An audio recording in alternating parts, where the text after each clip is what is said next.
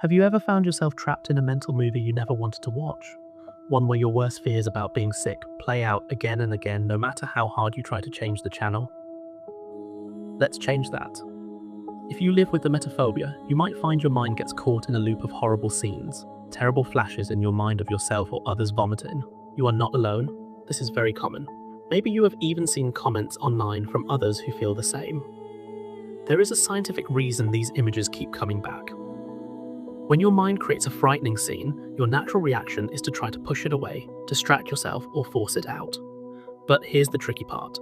When you do this, your mind learns that these images are dangerous, something to be feared. Your anxiety system is designed to never ignore threats, so it keeps bringing the images back. Your anxiety system thinks this is helpful. However, this creates a cycle that's hard to break. We avoid the scary mental image, so our mind shows us more images, and we try to avoid these too. However, there is a simple way to break out of this cycle.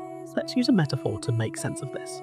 Imagine your mind is like being in cinema that you can't escape, and these distressing images are films playing on the screen.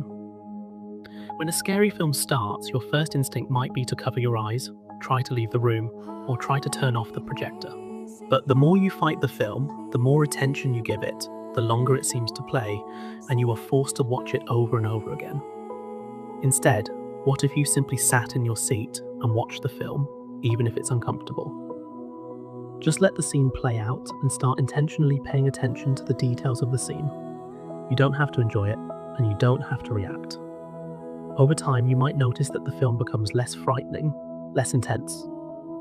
You start to notice the monster looks unrealistic, even funny, rather than scary.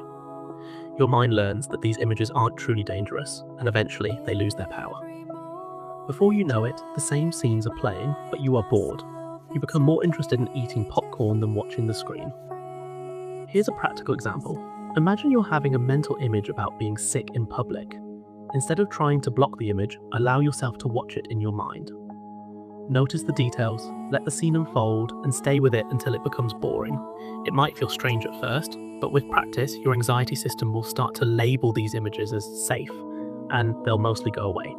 And when you do have the occasional image in the future, it doesn't bother you. Remember, the goal of this isn't to get rid of the images instantly, but to change your relationship with them. The more you practice letting the scene play out, the less exhausting these mental movies become, and the more freedom you'll find in your mind. If you need support with this, consider reaching out to a emetophobia specialist like myself. You don't have to face these scenes alone.